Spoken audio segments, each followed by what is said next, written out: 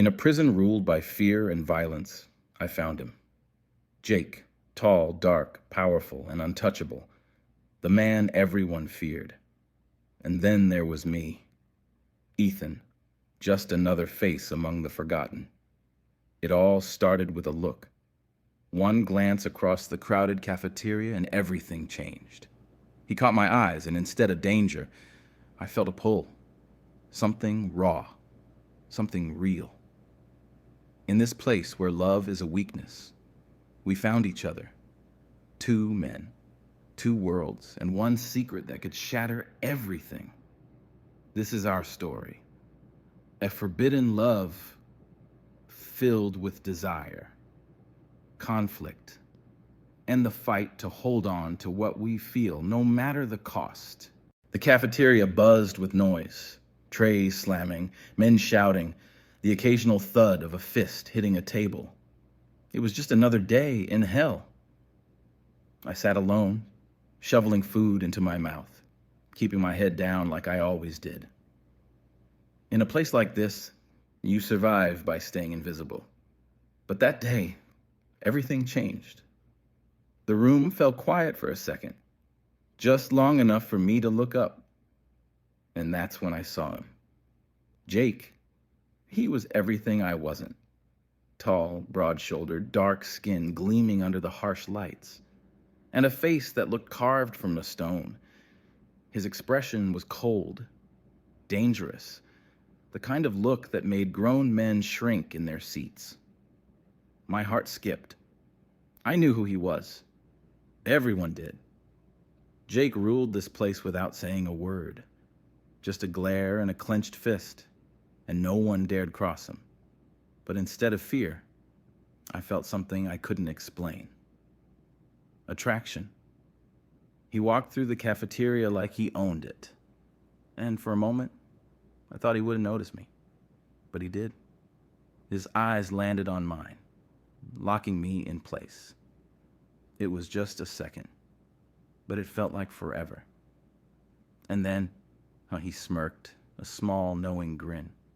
He gave me a quick wink before continuing on, like nothing had happened. I froze, my stomach twisted into knots. Did anyone else see that? I glanced around nervously, but no one was paying attention. I looked back at him.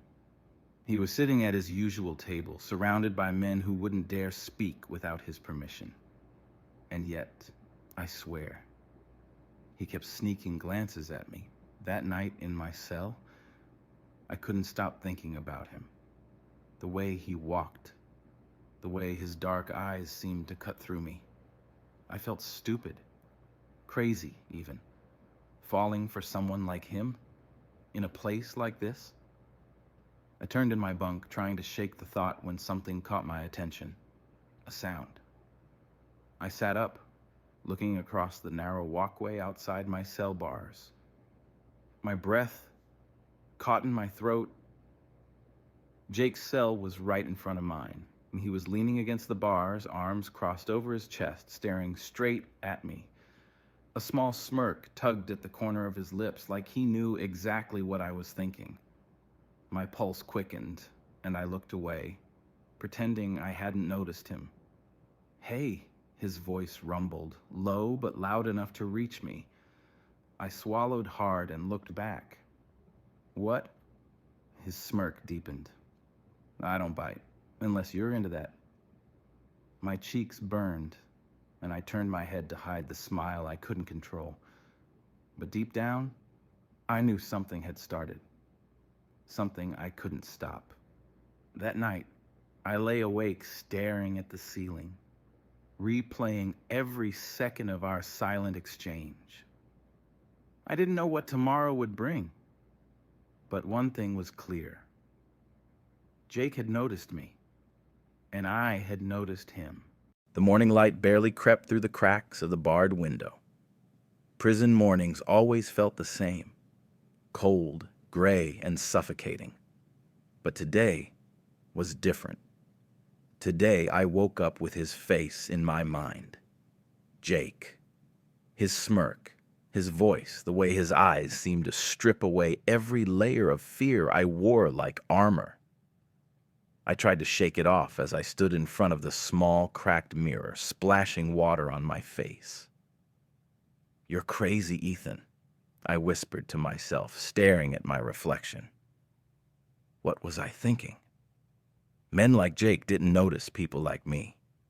Blonde, pale, barely strong enough to hold my own. He was untouchable, a king in this kingdom of chaos. But when I stepped out of my cell for morning roll call, there he was. Leaning casually against the bars of his cell, he watched me with the same expression from last night. Curiosity mixed with something deeper. I tried not to look, but it was impossible. His presence was magnetic. I felt my pulse quicken when his lips curled into a half smile. "Sleep well, pretty boy?" he asked, his voice a deep rumble that seemed to echo through the concrete hallway. A few of the other inmates turned their heads to look, their brows furrowing in confusion. No one spoke to me here, much less Jake. I opened my mouth to respond, but nothing came out. Instead, I hurried past him, my heart pounding in my chest. The day dragged on. Breakfast, chores, time in the yard. All of it felt like a blur. My mind kept drifting back to him. Every time I stole a glance, I found him looking back, watching me. The tension was building, and I couldn't understand why. I knew I shouldn't play this game. In prison, staring too long at someone could get you killed. But I couldn't help myself. By the time lunch rolled around, I was exhausted, mentally and emotionally. I sat in my usual spot at the edge of the cafeteria, alone as always. I picked at the pile of unrecognizable food on my tray when a shadow fell over me. I looked up. It was Jake, and the room seemed to quiet around us as he stood there, holding his tray in one hand, his dark eyes fixed on me.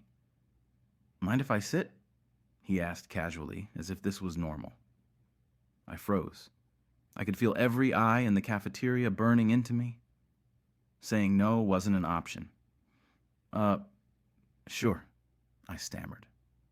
He sat down across from me, the bench groaning under his weight. I tried to eat, but my hands were trembling. He didn't say a word at first.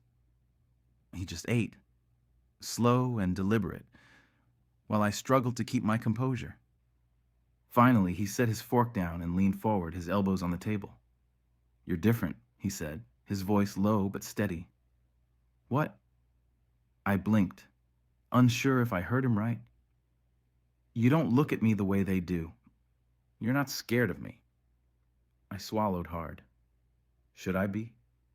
A dark chuckle rumbled in his chest. "Most are.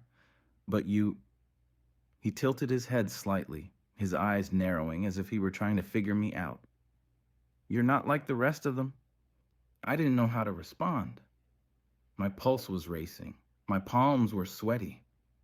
Before I could say anything, one of Jake's crew walked up to the table.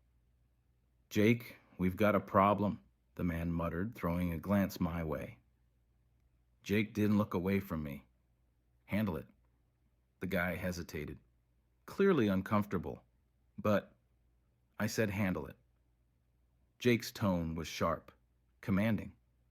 The man nodded quickly and disappeared into the crowd. I stared at him, confused. "Why are you talking to me?"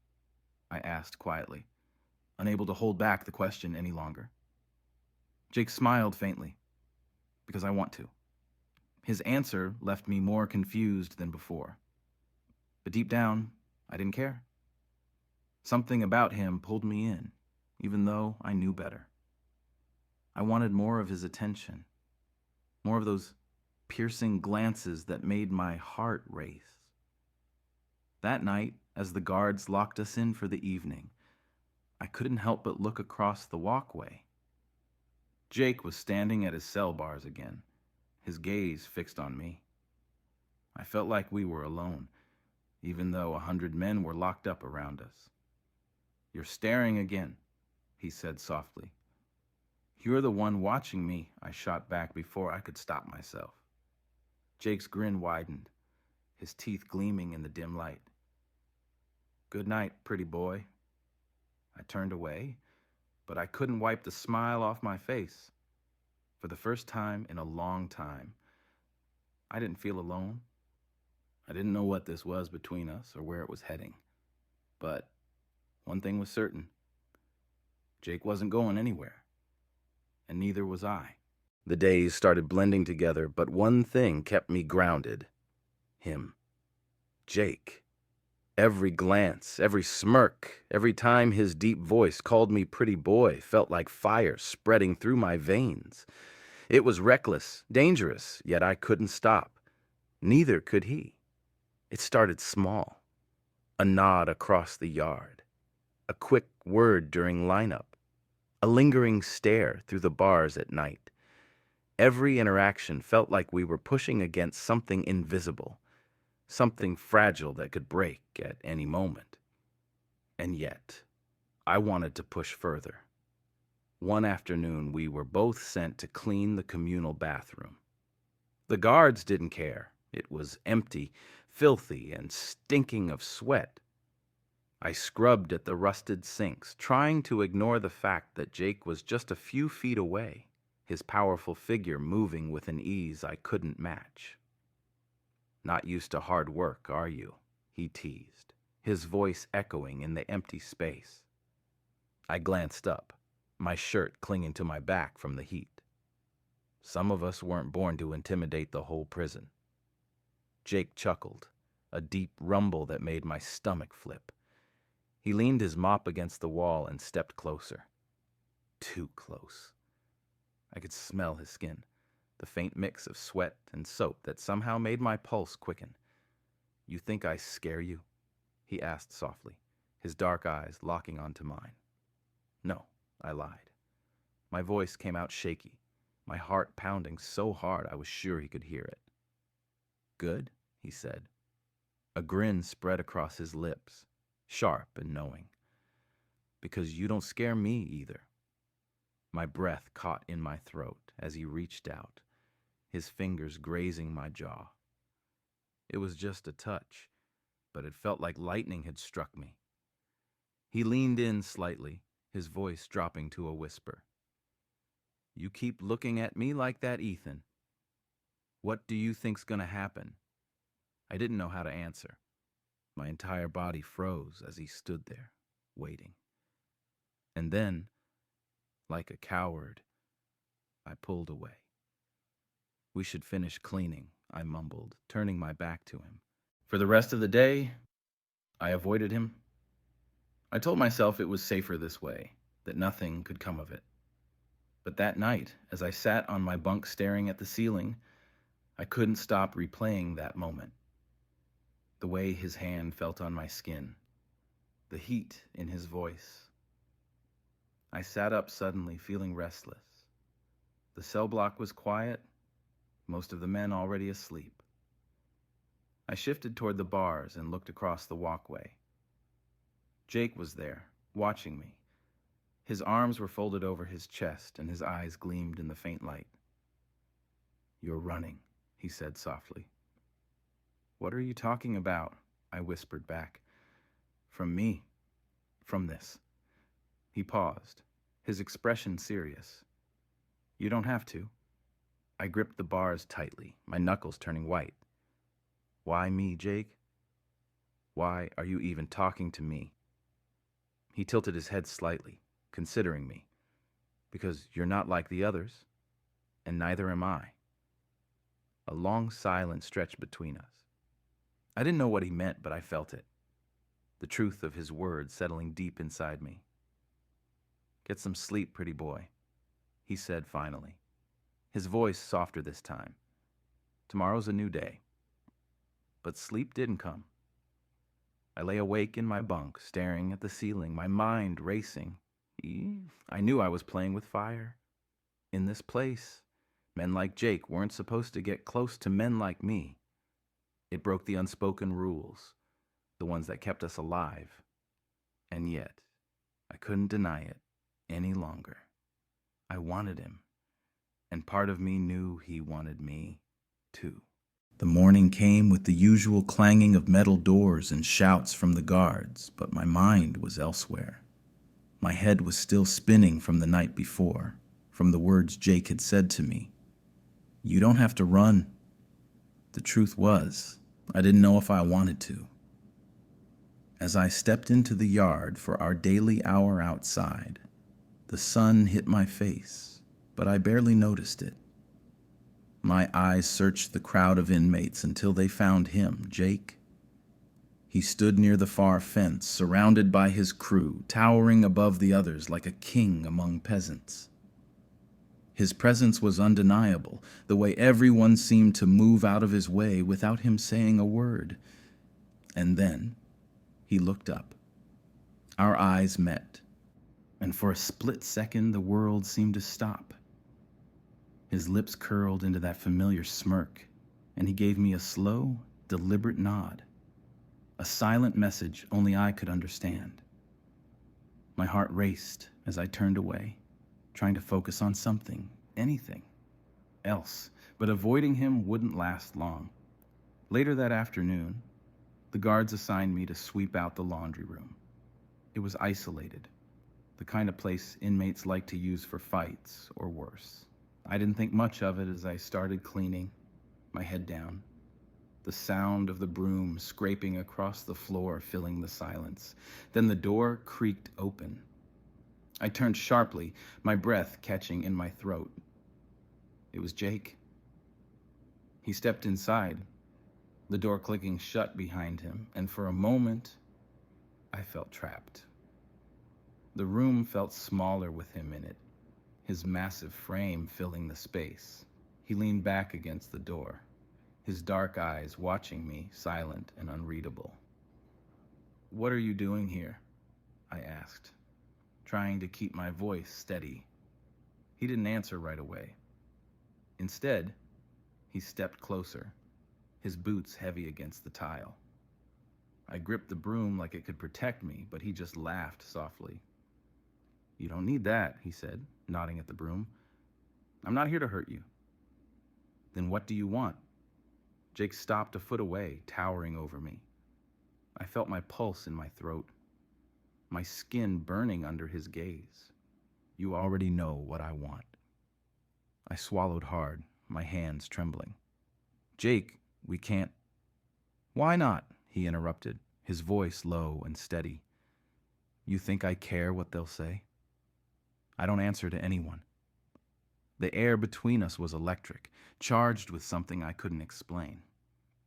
He reached out, his rough hand gently brushing against my jaw, tilting my face up so I had no choice but to look at him.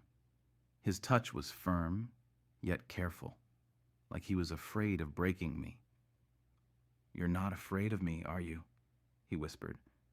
"No," I replied honestly. My voice was barely audible, but he heard me. "Good." And then it happened.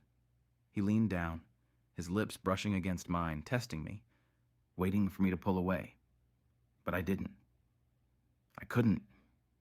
Instead, I melted into him, my hands releasing the broom and gripping his shirt as if he were the only thing holding me up. The kiss deepened, his arms wrapping around me, pulling me against him. I could feel the strength in his body, the warmth of his skin through the fabric. It was overwhelming, raw, desperate, and unlike anything I'd ever felt before. When we finally pulled apart, I was breathless, my heart racing. He looked down at me, his expression softening in a way I didn't think possible. "I meant what I said, Ethan," he murmured. "I don't care what anyone thinks. You're mine now." I stared up at him, the weight of his words sinking in. In this place, this brutal, unforgiving prison, he was claiming me as his. It should have terrified me, but instead, I felt safe for the first time in years.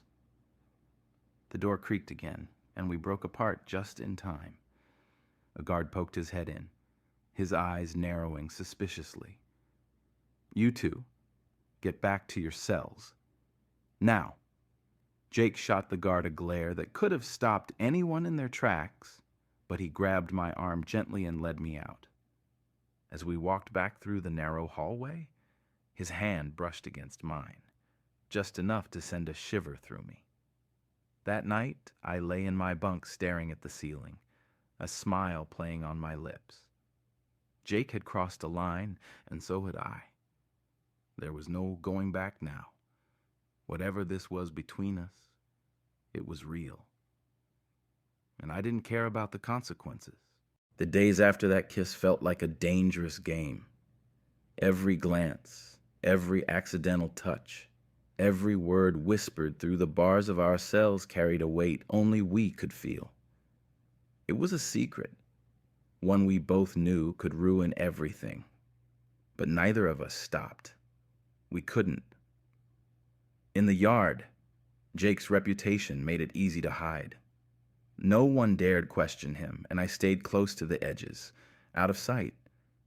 But I noticed how he always knew where I was, his sharp eyes tracking me like a shadow. It made me feel seen, wanted, in a place where I thought I had disappeared. One evening, when the cell block was quieter than usual, I heard a faint tap on the bars. I looked up. Jake was there, leaning against his cell door across from mine, his dark eyes catching the weak light. "Ethan," he murmured. His voice was so low I barely heard it. "What?" I whispered back, stepping closer. "Come here." I frowned, confused. "I can't." "Trust me." I hesitated but stepped up to the edge of my cell, my fingers curling around the cold metal bars. Jake did the same, his hands gripping the bars opposite mine. Our faces were close, only a narrow walkway separating us. "This place doesn't get to decide who we are," he said softly, his gaze fixed on mine. "You hear me?" I swallowed hard, my throat tight. "It doesn't feel that way. It's just noise." He paused, his expression softening. "When I look at you, it all stops." Those words hit me like a punch to the gut. I opened my mouth to respond, but the sound of heavy boots broke the moment. A guard was walking down the block, his flashlight sweeping across the cells. Jake stepped back into the shadows, his eyes never leaving mine as the light passed. The next day in the showers, things escalated. The showers were always tense. Men kept their heads down, watching their backs, knowing a single slip could mean disaster. I tried to move quickly, focusing on the water as it poured over me, washing away the grime of the day. And then I felt it. Someone was behind me. I turned sharply, my heart jumping into my throat. It was Jake. He stood just a few feet away, his body towering over mine, water streaming down his skin. I froze, my pulse hammering in my chest as his eyes locked onto me. "You're tense," he said, his voice a low rumble that carried over the hiss of the water. "Because you're standing there like that," I shot back, trying to sound braver than I felt. Jake's lips curled into that familiar smirk. He stepped closer, slowly, until I could see every detail of him, the scars along his arms, the hardness in his eyes, and the softness only I seemed to notice. "No one's here," he said softly. "Just you and me." I didn't move as he closed the distance, the steam curling around us like a veil. I felt his hands on my shoulders, strong, steady, and surprisingly gentle. My breath caught in my throat as he leaned in, his forehead resting against mine. "Do you trust me?" he asked quietly. I didn't know why, but I nodded. "Yeah." And then he kissed me. It wasn't like before. It was deeper, slower, filled with something I didn't understand but craved. His hands moved down my arms, gripping me like I was the only thing keeping him grounded. I felt the warmth of his skin against mine, the strength in every movement. When we pulled apart, my heart was racing. my body trembling. He stared down at me, his expression serious. "You're mine, Ethan. You understand that?" I nodded, unable to speak. "And no one touches what's mine." There was a finality in his words that sent a shiver through me. It wasn't just a statement, it was a promise. The sound of distant voices broke the moment, and Jake stepped back, giving me one last look before turning and walking away. I leaned against the cold tile, trying to catch my breath, my body still buzzing with adrenaline. I knew this was dangerous. I knew what we were risking. But as I watched him disappear through the steam, I realized something. It was already too late to turn back. The whispers started the next day. It wasn't loud or obvious, but I could feel it. The eyes lingering on me longer than usual, the hushed conversations that stopped when I walked past. Something was shifting, and it made my skin crawl. Jake noticed it too. As we stood in the yard later that afternoon, his crew surrounding him, he shot me a look. It was sharp, deliberate, a silent warning. When we were alone, leaning against the wall of the yard, he finally spoke. "They're talking about us." I froze, the weight of his words sinking in. "What do you mean, us?" Jake stepped closer, his voice low but firm. "You know what I mean. This place doesn't like secrets, Ethan." "Then what do we do?" I asked, trying to keep the panic out of my voice. He looked at me, his dark eyes softer now. "We stick together, no matter what." That night, I lay in my bunk, staring at the cracked ceiling. My mind raced, a mix of fear and hope twisting inside me. I knew the risks, but I also knew one thing for certain. I wasn't alone anymore. The tension in the prison was thick enough to choke on. Wherever I went, I could feel the stares, the unspoken threats. It wasn't just whispers anymore. The other inmates were watching us, me and Jake, waiting for something to happen. In the yard, Jake's crew started closing ranks. They didn't say much, but their presence spoke volumes. Everyone knew he was the king here, but now they were wondering what his connection to me meant. One afternoon, as I sat quietly in the corner of the yard, someone approached me. A guy I didn't know, tall, wiry, with a mean glint in his eyes. "You think you're special, huh?" He spat, standing over me. I froze. My heart raced as I looked up, but before I could answer, a shadow loomed behind him. It was Jake. The guy stiffened, his expression shifting to fear as Jake's voice cut through the tension. "Is there a problem here?"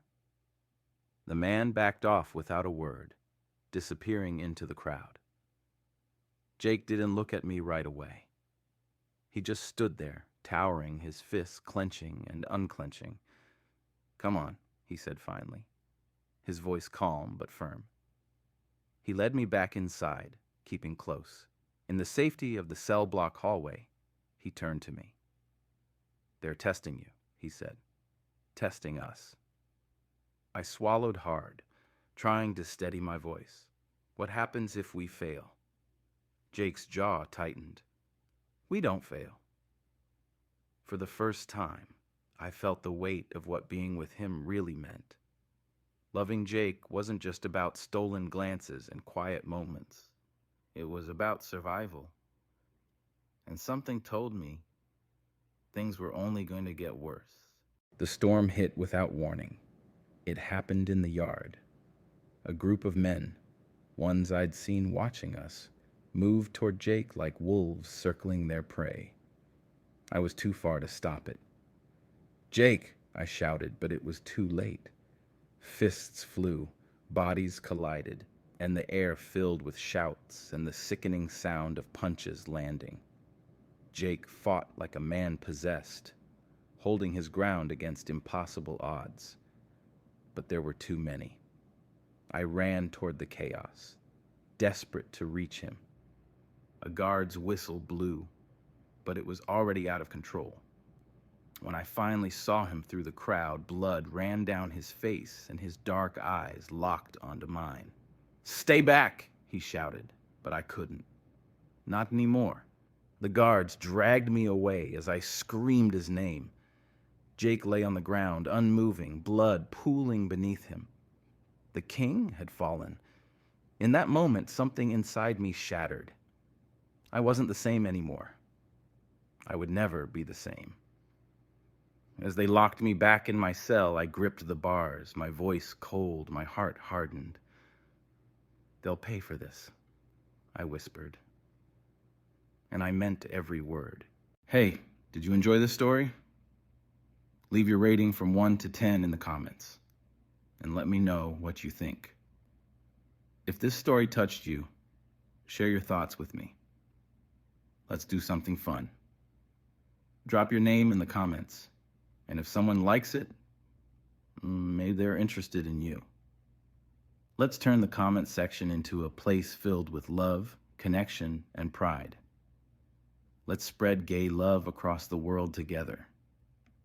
And don't forget to like the video, subscribe to the channel, and hit the notification bell for more amazing stories.